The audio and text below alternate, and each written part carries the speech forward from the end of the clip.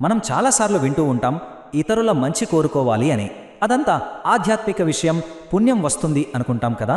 కానీ దాని వెనుక మనకు కూడా ఏదైనా ప్రయోజనం ఉందా అంటే కాస్త స్వార్థంగా ఆలోచిస్తే మనకేంటి లాభం? ఈరోజు మనం మాట్లాడుకోబోయేది సరిగ్గా దీని గురించే. సరే, ముందుగా మనందరి మదిలో వచ్చే ఒక సింపుల్ ప్రశ్నతో మొదలు పెడదాం.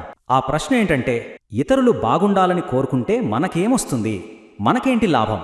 ఈరోజు మన చర్చకు ఇదే కేంద్రం. పైకి చాలా నిస్వార్థంగా కనిపించే ఈ పనిలో మనకు దొరికే ప్రయోజనమేంటో ఇప్పుడు చూద్దాం. సరే, ఈ ప్రశ్నకు సమాధానం ఒక చిన్న మాటలో దాగి ఉంది. కానీ అది కేవలం ఒక వాక్యం కాదు, అంతకన్నా చాలా ఎక్కువ. ఆ సమాధానానికి తాళం చెవి ఈ ఒక్క మాటలోనే ఉందండి. అందరూ బాగుండాలి. వినడానికి చాలా సింపుల్గా అనిపించవచ్చు, కానీ దీని వెనకాల చాలా పెద్ద శక్తి ఉంది. అక్కడే మనం ఆ తేడాని అర్థం చేసుకోవాలి. అందరూ బాగుండాలి అనేది మనం మామూలుగా అనే మాట కాదు, అదొక దివ్య మంత్రం లాంటిది. అంటే కేవలం మాటలకు, శక్తివంతమైన సాధనకు ఉన్న తేడా అన్నమాట. ఒక సాధారణ ఆలోచనకి ఖచ్చితమైన ఫలితాలనిచ్చే ఒక ప్రాక్టీస్కి మధ్య ఉన్న తేడా ఇది. ఇది చేసి చూసిన వాళ్ళకే దాని పవర్ ఏంటో తెలుస్తుంది. అసలు ఈ కాన్సెప్ట్ మన సంస్కృతిలో ఎంత లోతుగా ఉందో చూడండి. మన పెద్దలు ఎప్పుడూ చెప్పారు, సర్వే జనా సుఖినో భవంతు అని. అంటే జీవులన్నీ సుఖంగా ఉండాలి అని. ఆ కోరిక వెనుకున్న జ్ఞానం చాలా గొప్పది. సరే, బాగుంది. కానీ ఈ మంత్రం ప్రాక్టికల్గా మన మీద ఎలా పనిచేస్తుంది? మన బాడీ మీద, మన మైండ్ మీద దీని ప్రభావం ఏంటి? ఇప్పుడు ఆ విషయానికి వద్దాం. ఇది ఎలా పనిచేస్తుందో స్టెప్ బై స్టెప్ చూద్దాం. ఫస్ట్, మనకి ఏమాత్రం సంబంధం లేని వాళ్ళ కోసం వాళ్ళు బాగుండాలని మనం మనస్ఫూర్తిగా కోరుకున్నామనుకోండి, అప్పుడు మన శరీరంలో కొన్ని పాజిటివ్ మార్పులు మొదలవుతాయి. దాంతో మన మైండ్లో మంచి ఆలోచనలు పుడతాయి. నెమ్మదిగా మనసు ఒక రకమైన ధ్యాన స్థితిలోకి వెళ్తుంది. ఎప్పుడైతే ఆ స్థితికి చేరుకుంటామో అదే మనలో ఉన్న అనారోగ్యాల్ని తరిమేసి మంచి ఆరోగ్యాన్ని, ఆనందాన్ని ఇస్తుంది. అంటే ఇక్కడ మనం అర్థం చేసుకోవాల్సిన ముఖ్యమైన విషయం ఏంటంటే, మన ఆరోగ్యం, మన ఆనందం కోసం బయట ఎక్కడో వెతకక్కర్లేదు. ఆ సోర్స్ అంతా ఈ సింపుల్ ప్రాక్టీస్లోనే ఉంది, మనలోనే ఉంది. ఇప్పటిదాకా వ్యక్తిగత ప్రయోజనాల గురించి మాట్లాడుకున్నాం కదా. ఇప్పుడు దీన్ని ఇంకాస్త పెద్ద కోణంలో చూద్దాం. ఒక యూనివర్సల్ లా వైపు వెళ్దాం.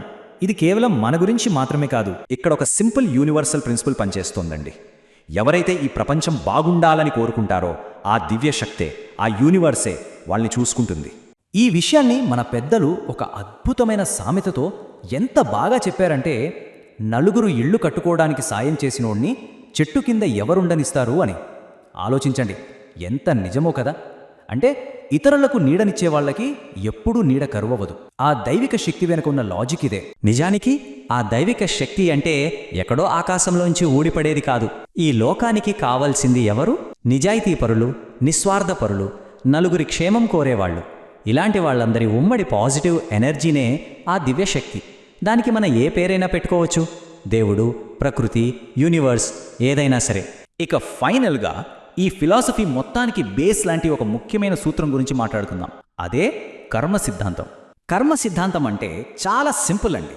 ఒక మంచి పని కానీ, చెడ్డ పని కానీ ఏ ఇంద్రియంతో అయితే చేస్తామో దాని ఫలితాన్ని కూడా అదే ఇంద్రియంతో అనుభవిస్తాం. ఇదొక డైరెక్ట్ లింక్ అన్నమాట. ఈ చైన్ని ఒకసారి చూడండి. మనసు అనేది ఒక ఇంద్రియం.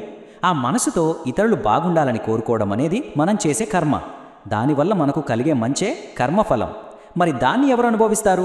మళ్ళీ అదే మనసు, అదే వ్యక్తి. ఇది అన్బ్రేకబుల్ చైన్. సో మనం ఇప్పటిదాకా మాట్లాడుకున్న దాని సారాంశం ఏంటంటే, ఇతరులు బాగుండాలని కోరుకోవడం అనేది కేవలం ఏదో దానం, ధర్మం కాదు. అది మన సొంత శ్రేయస్సుకి, మన ఆనందానికి మనం వేసుకునే ఒక డైరెక్ట్ దారి. కర్మ సిద్ధాంతం ప్రకారం ఇదొక పక్కా సైంటిఫిక్ ప్రాసెస్. చివరగా ఆలోచింపజేసే ఒక ప్రశ్న. ఇతరుల గురించి మనం చేసే ఆలోచనలే మన ఆరోగ్యాన్ని, మన ఆనందాన్ని ప్రభావితం చేయగలిగితే, మరి మన ఆలోచనలే మన రియాలిటీని నిర్మిస్తున్నాయంటారా? దీని గురించి ఆలోచించండి.